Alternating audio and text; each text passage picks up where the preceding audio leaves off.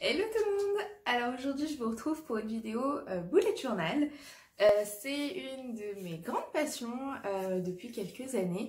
Je m'organise énormément grâce au bullet journal. Donc voilà, je voulais vous en faire une petite vidéo pour vous montrer quelle en est mon utilisation et voilà ce que j'en fais. Alors je ne vais pas vous montrer les pages que j'ai déjà faites et que j'ai déjà remplies parce que voilà, c'est un petit peu perso. Il y a mes comptes, ce genre de choses, donc voilà, je ne vais pas vous montrer à l'intérieur de tout ça. Par contre, si vous souhaitez voir au niveau des pages et de l'esthétique des pages comment je fais, je vous invite à aller voir ma prochaine vidéo qui paraîtra normalement sous quelques jours, où j'ai créé tout mon mois de mars avec vous en vidéo. Donc voilà, je vous invite à regarder celle-ci juste après. Donc, pour commencer, je vous montre mon bullet journal. Mon bullet journal, c'est actuel, c'est celui-ci. Il faut savoir que ça fait déjà au moins 4 ou 5 ans que je fais, je dirais 4 ans, que je fais un bullet journal pour m'organiser. Au tout début, j'en avais choisi un de la marque Leuchtturm. Je sais pas trop comment ça se prononce, je crois que personne sait vraiment.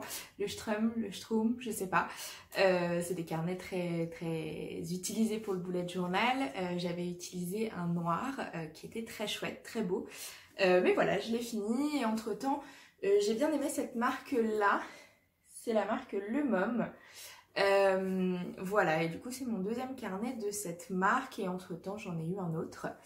Moi, le plus important dans le bullet journal, déjà ce format que j'aime beaucoup, je crois que c'est du format A5 et A5, A6, je sais pas, je sais plus quel type de format c'est, mais voilà, moi ce qui m'importe le plus dans un bullet journal évidemment c'est qu'il ait des points, c'est que le carnet soit un carnet à points. Je veux aussi avoir un élastique pour pouvoir le fermer et que je puisse l'emmener partout avec assurance qu'il ne s'ouvre pas et que les pages ne se cornent pas, etc. Il me faut aussi un petit marque-page sous forme de ficelle, c'est très sympa, enfin moi je trouve ça très utile. Et un petit plus, bon s'il n'y est pas, je vais pas en mourir, mais le fait de pouvoir accrocher son stylo ici, c'est cool aussi. Donc voilà tout ce que je demande pour mon bougeon. Ensuite, moi mon bullet journal, je lui fais 2 pages qui seront communes à toute l'année. La première page, ça va être une page comme ça, une page de Calendex. Donc ça c'était mon année 2020. J'ai terminé, si vous voulez, je fais pas des années de janvier à janvier ou de septembre à septembre parce que j'attends de terminer mon bullet journal avant d'en recommencer un autre. Donc si je le termine en juin, je recommence l'autre en juillet. Vous voyez, j'attends pas, je fais pas un bullet par année parce que moi il me fait plus généralement ou moins, ça dépend des années.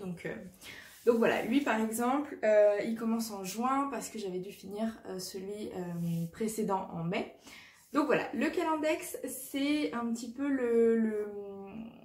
c'est votre vision sur l'année la plus globale et en même temps la plus précise. Parce que vous allez avoir du coup vos mois, vous allez avoir vos semaines et vos jours. Donc c'est assez précis et en même temps c'est très global. Voilà, donc c'est normalement une case que vous faites une fois, voire 2 si vous changez d'année ou vous avez fini tous les mois dans votre boulette, mais du coup voilà, c'est une page à faire une seule fois normalement. Moi j'y marque les événements importants, j'y marque les anniversaires, j'y marque les vacances, les week-ends, les rendez-vous très importants, par exemple une opération, ce genre de choses. Voilà, c'est globalement ce que je marque dedans. C'est une page qui me sert beaucoup et je trouve ça très pratique pour voir en fait sur plusieurs mois. C'est très pratique et par exemple si vous n'avez pas fait votre spread du mois suivant si vous voulez et que vous avez pourtant un rendez-vous à noter, je sais pas, un truc chez l'ophtalmo, chez le dentiste ou un rendez-vous pro dans 2 mois, 3 mois, et ben vous allez vous servir de cette case là, de cette page là pour pouvoir vous en souvenir. Et ensuite une fois que vous faites votre mois classique, votre mois, admettons le mois de mars, celui qui arrive, vous vous reportez à cette page-là et vous regardez si vous avez quelque chose à noter dans le calendrier du mois cette fois-ci. Voilà. Deuxième page, deuxième et dernière page du coup que je fais en page à l'année, c'est une page que j'aime beaucoup, que je vous ai déjà montré, c'est la page Books to Read, donc c'est les livres à lire sur l'année. Pareil que pour la page précédente, je commence en juin parce que mon autre Loujo, je l'ai fini en mai. C'est très pratique pour moi, alors si vous lisez pas du tout, ça va pas être pratique pour vous, mais pour moi c'est très pratique. À chaque mois je marque combien de livres j'ai lu et ce que j'ai lu. C'est très pratique, ça me permet d'avoir un ordre d'idée sur ce que je lis, combien je lis. C'est pas du tout une page qui met la pression, parce que vous voyez, autant des fois je lis un seul livre, autant des fois j'en lis beaucoup plus. Non, c'est juste pour m'informer et regarder un petit peu ce qui se passe dans mes lectures. Et ensuite, on arrive un petit peu dans le vif du sujet, ce pourquoi je vous disais que je vais pas vous montrer toutes les pages comme ça parce qu'il y a des éléments un peu perso, donc voilà. Mais par contre, n'hésitez pas à aller voir la vidéo qui suit sur mon spread du mois de mars, comme ça vous allez pouvoir voir les pages dont je vais vous parler maintenant, mais illustrées puisque je les aurai faites dans mon bullet journal et qu'elles seront surtout vierges. Je fais une page d'introduction du mois avec marqué mars, avec une typo un peu sympa, et puis quelques autocollants. Je vais vous reparler des autocollants après pour vous dire un petit peu l'usage que j'en fais. Généralement, je fais un calendrier du mois où je tire un trait, je marque les jours de la semaine et le numéro de chaque jour. Et en fait, à chaque fois, je tire une petite flèche en face du jour et je marque, j'annote ce que je dois faire ce jour-là. Donc c'est très chouette, c'est très pratique, je m'en sers très souvent du calendrier mensuel. Sur la page d'après, généralement je fais ma page de compte, donc je tire 2 traits qui vont diviser ma page en 4 et je vais avoir 4 catégories dans mes comptes, la catégorie courses, la catégorie loisirs, la catégorie charges et la catégorie autres. Donc voilà, et au cours du mois je vais reporter un petit peu tous mes achats dans ça, donc ça va me permettre de suivre mes achats. Avec les dates, ce que j'ai acheté et le prix, mais ça va aussi permettre de regarder un petit peu dans quoi j'ai plus dépensé ce mois-ci. Est-ce que c'était les courses, est-ce que c'était le loisir, est-ce que c'est mon loyer qui m'a pris tout mon argent ce mois-ci. donc ça c'est une page que je tiens beaucoup, voilà, je la tiens tous les mois très régulièrement, c'est pratique. J'aimerais intégrer une page économie avec, voilà, j'ai vu plusieurs idées sur Pinterest ou sur Instagram avec un petit encart saving et puis voilà, regarder un petit peu combien mettre de côté chaque mois. Je voudrais pouvoir le suivre, donc c'est quelque chose que je vais intégrer au cours des mois suivants et je vous en ferai part si jamais ça vous intéresse, il n'y a pas de souci. Ensuite, je pars après sur mes daily, comme je les appelle.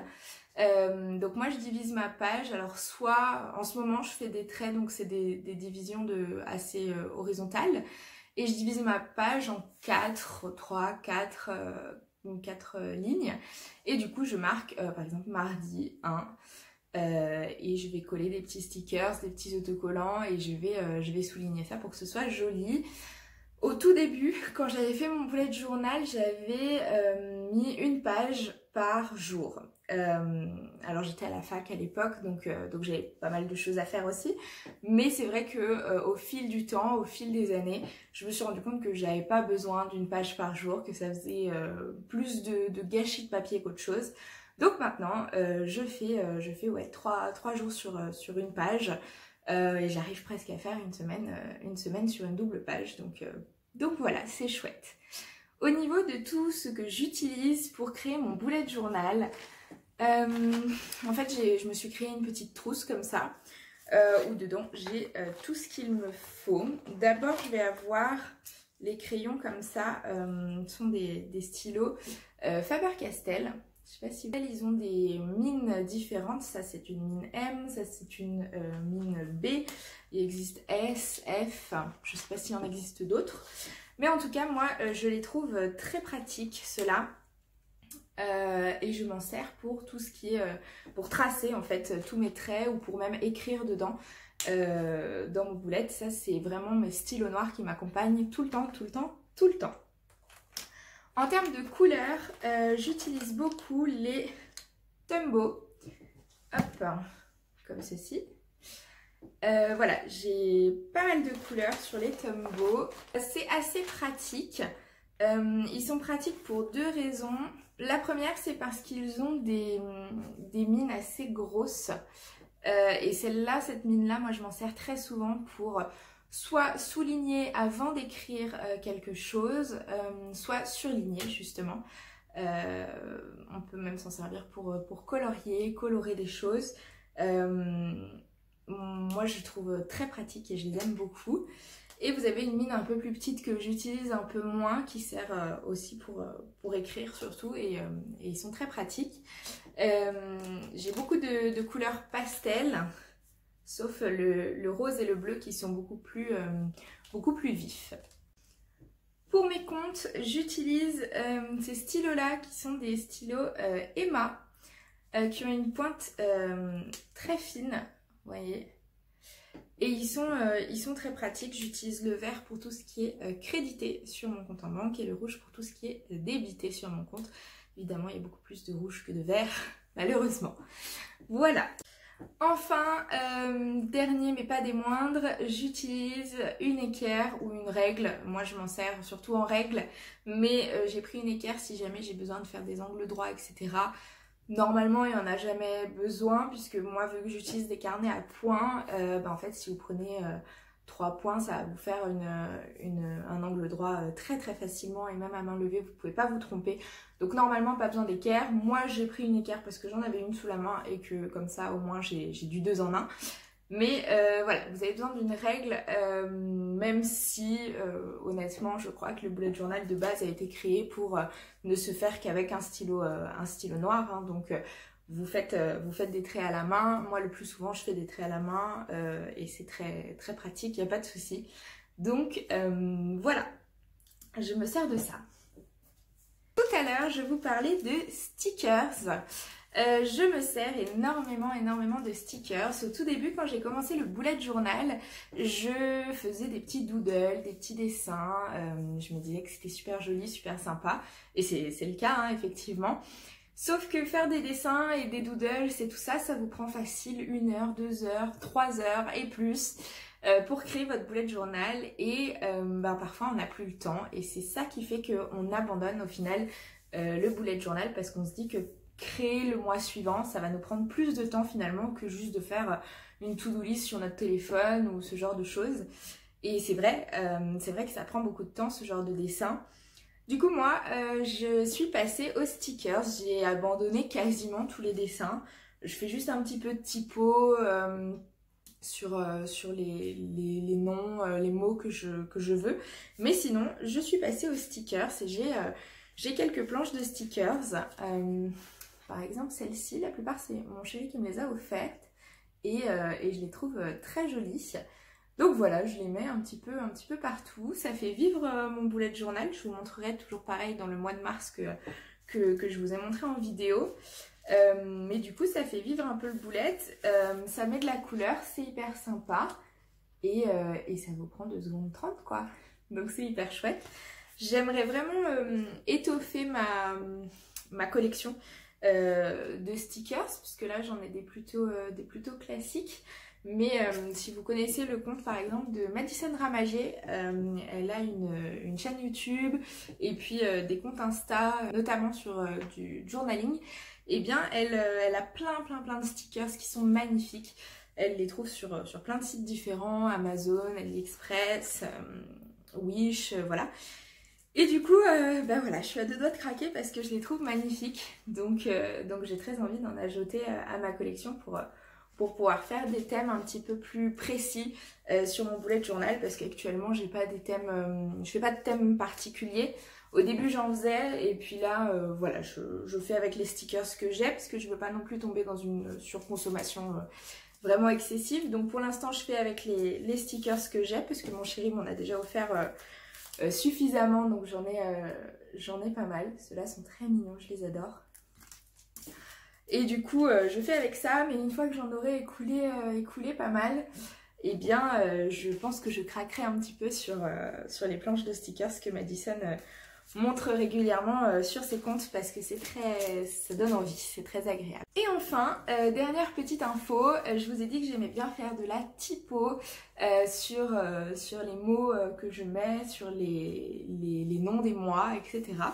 Et à Noël, j'ai eu ce petit livre de calligraphie et de lettering. Je l'adore, je le trouve hyper chouette. Je me suis pas encore essayée à la calligraphie parce que j'ai eu des stylos un petit peu spéciaux pour la calligraphie. Je m'y suis pas encore essayée. Par contre, je me suis mise un petit peu au lettering que j'adore. Je trouve ça magnifique.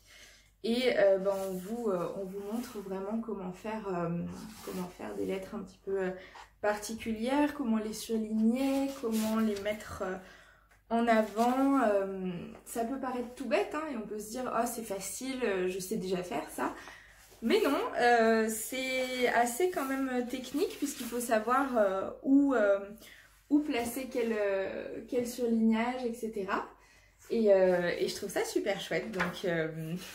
Donc voilà, je suis très contente de ce petit livre que j'ai eu pour Noël, qui me sert beaucoup dans mes bougeons. Donc voilà un petit peu mon rapport au bullet journal. Je m'en sers du coup pour m'organiser dans ma vie pro comme dans ma vie perso. Je mélange tout dans mon bullet parce que c'est plus pratique pour moi. De toute façon, ma vie pro et ma vie perso sont quand même assez liées. Donc voilà. Moi j'adore m'organiser comme ça. Après on peut tout à fait faire simplement une to-do list par jour et ça peut nous convenir. Il faut simplement trouver sa propre organisation. J'ai été ravie de vous présenter un petit peu ce que je fais dans mon bullet journal. Ça a évolué avec les années comme je vous disais. Donc voilà, n'hésitez pas à liker, partager, peut-être vous abonner si vous avez apprécié cette vidéo. En tout cas, ce qui est sûr, c'est que je referai des vidéos bullet journal parce que j'adore ça. Et une vidéo sur mon mois de mars que je fais avec vous en vidéo est prévue et va sortir très bientôt. Donc voilà, je vous invite à la regarder. Voilà, je vous remercie, je vous embrasse et je vous dis à bientôt. Salut!